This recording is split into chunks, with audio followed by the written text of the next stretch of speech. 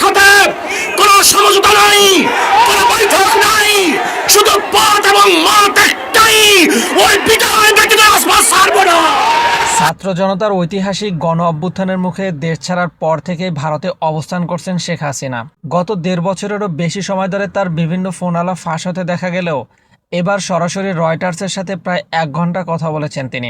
বর্তমানে বাংলাদেশে আওয়ামী লীগের রাজনৈতিক কার্যক্রম আইনিভাবে নিষিদ্ধ এবং দলটির শীর্ষ নেতাদের বেশিরভাগই আত্মগোপনে বা নির্বাসনে আছেন। এর উপর গত নভেম্বরে আন্তর্জাতিক অপরাধ ট্রাইব্যুনাল মানবতাবিরোধী অপরাধের দায়ে শেখ হাসিনাকে মৃত্যুদণ্ডের আদেশ দেয়। এইসব প্রতিকূলতার মাঝেই ৭৮ বছর বয়সী সাবেক এই প্রধানমন্ত্রী ডিসেম্বরে দেশে ফেরার ব্যাপারে অনড় অবস্থান ব্যক্ত করেছেন।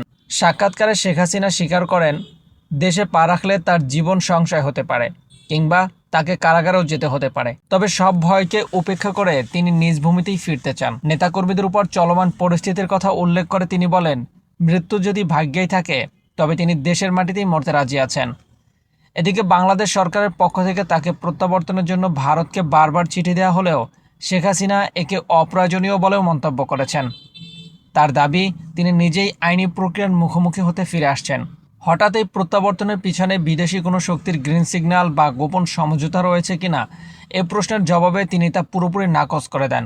শেখ হাসিনা স্পষ্ট জানান, ভারত কিংবা অন্য কোনো দেশের সাথে এ বিষয়ে তার কোনো আলাপ হয়নি। অন্যদিকে দিল্লির সাউথ ব্লক এ বিষয়ে সরাসরি মুখ না খুললেও এর আগে তারা জানিয়েছিল যে ঢাকার পাঠানো অনুরোধটি তারা খতিয়ে দেখছে।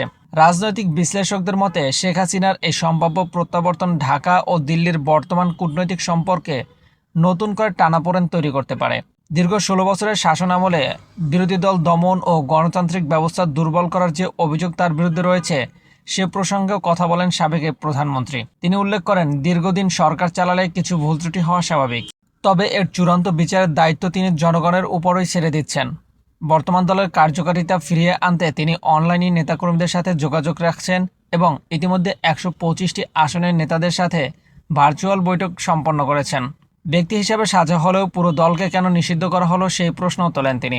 এখন বড় প্রশ্ন হচ্ছে, ডিসেম্বরে আদালতে আত্মসমর্পণের এই ঘোষণা কি আসলেই বাস্তবসম্মত, নাকি মাঠ পর্যায়ের হতাশ নেতাকর্মীদের চাঙ্গা করার একটি কৌশল মাত্র?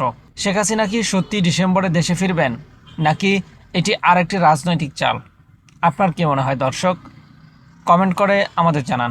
মাহাদি Hasan, desk report, MT Times.